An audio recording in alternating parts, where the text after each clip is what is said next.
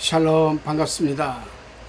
그동안 우리는 그 구약 성경 창세기부터 말라기까지를 요약 강의 해왔습니다만은 이제 구약이 마쳐지고 신약 성경인 마태복음서부터 요한계시록까지 요약 강해를 하도록 하겠습니다. 우리는 오늘 마태복음 1장을 강해하기 전에 먼저 서론격인 개요에 대해서 우리가 살펴보고자 합니다. 마태복음은 레위 마태라는 예수님이 제자에 의해서 기록된 복음서입니다. 주 55년에서 56년경에 기록된 것으로 보는데, 마태는 원래 세금 징수원이었지만은 예수님이 부르심에 순종하여서 제자가 되었습니다. 이 마태복음과 이 사복음서들의 관계 그리고 특징을 살펴보게 되면은, 마태복음이 기록된 이유는 유대인들에게 복음을 전하기 위해서 기록된 복음서라 할 수 있고, 예수 그리스도를 왕으로 표현하고 있습니다.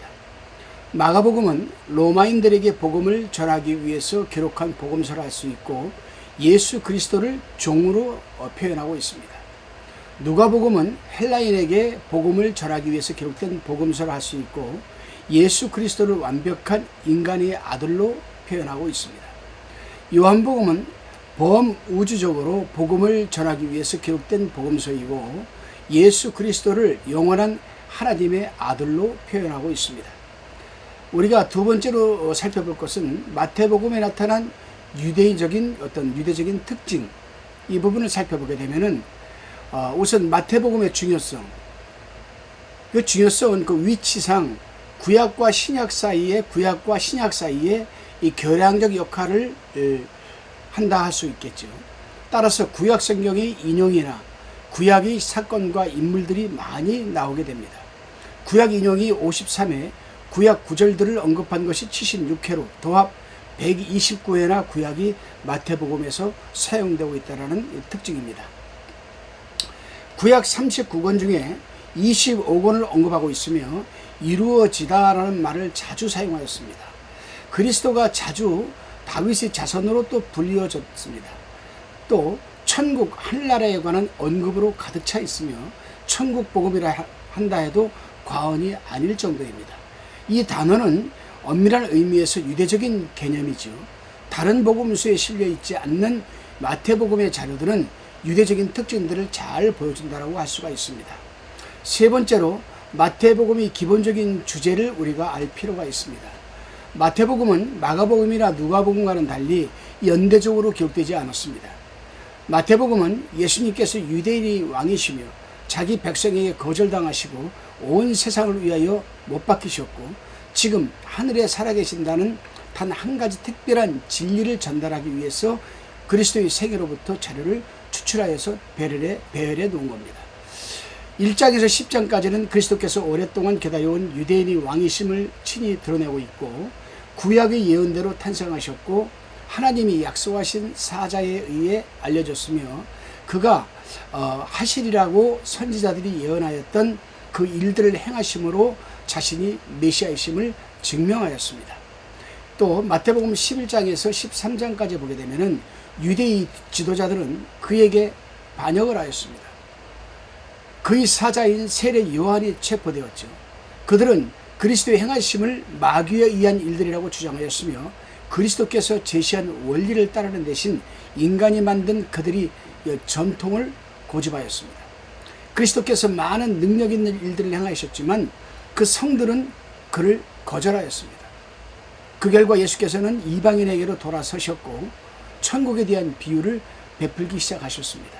이 비유들에서 주님은 천국이 이 시대 동안에 이 땅에서의 무엇과 같은지를 묘사하고 계십니다. 또 14장에서 20장까지는 그리스도는 제자들과 함께 은거하시며 십자가라는 큰 사건에 대해 그들의 제자들을 준비시키는 과정이 기록되어 있습니다. 물론 주님은 공적 사역을 계속하고 계셨지만은 이 기간 동안은 특별히 그의 제자들을 가르치고 훈련시키는 데 매진하셨습니다. 여기서 우리는 베드로의 위대한 믿음의 고백과 교회에 대한 첫 언급을 보게 됩니다. 그렇습니다, 여러분. 네 번째로 우리가 살펴볼 부분은 마태복음에서 말하고 있는 천국에 대한 부분입니다. 아주 귀중한 부분이거든요. 많은 사람들이 교회에서 천국, 하늘나라 이런 표현을 씁니다만은 성경에서는 분명히 현재 우리가 살아가고 있는 살아가는 삶의 현장에서 누려지는 천국, 마음의 천국, 또 우리가 죽어서 저 하늘나라에 가서 하나님과 함께 살아가야 할 천국에 대해서는 분명히 다르게 말을 하고 있습니다. 이 천국이라는 말, 이 말은 마태복음에서 여러 차례 사용되고 있으므로 이 말이 의미하는 말을 우리는 올바로 이해를 해야만 마태복음을 이해할 수 있습니다. 천국, 영어로 The Kingdom of Heaven이라고 합니다. The Kingdom of Heaven. 이란 이 천국이란 이 땅에서의 그 뜻이 무슨 뜻이냐? 바로 하나님의 통치를 의미합니다.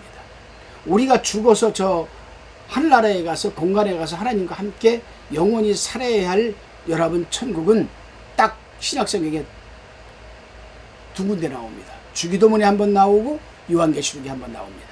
마태복음에서는 주기도문에 나오죠. 그 이외에 나오는 천국, 하나님 나라라는 개념은 바로 여러분 하나님의 통치를 의미하는 건 줄 믿으셔야 됩니다. 태초에 하나님은 아담을 통하여 이 땅을 다스렸으며 아담은 지배하도록 지명을 받은 사람이었습니다. 이스라엘 시대에는 왕들을 통하여 통치하셨고 이스라엘이 멸망하자 하나님은 이방의 군주들을 통해서조차 다스리기도 하셨습니다. 다니엘서 2장 37절 참고하시기 바랍니다. 그리스도는 이 땅에 오셔서 자신을 유대인들에게 내어주셨습니다. 마태복음 4장 17절에 기록되어 있죠. 요한복음 1장 11절에 기록되기를 자기 땅에 오매 자기 백성이 영접치 아니하였으나 라고 기록되어 있습니다. 유대인들은 그 왕을, 예수님을 왕으로 거절하였으므로 그 나라를 거절한 것이 된다는 뜻입니다. 마태복음 13장에서는 그리스도께서는 이 시대의 천국을 지금 묘사하시는데 여기에는 선과 악, 진리와 거짓이 혼합되어 있고 이 안에 교회가 존재합니다. 따라서 여러분 교회라고 그러면 무조건 거룩하고 의롭고 교회는 뭐 정말 진리와 선만 넘쳐나야 된다 그렇게 생각하면 오산이라는 얘기입니다. 교회 안에도 분명히 선과 악이 존재하고 있고 진리와 거짓이 존재하고 있다는 겁니다. 따라서 우리는 전과 후를 우리 잘 생각을 해서 나는 선한 사람이 되어야 되겠죠. 교회 다니면서도 악한 사람이 되어서는 안 됩니다. 나는 진리에 서 있어야 되겠죠. 거짓에 서 있어서도 안 됩니다.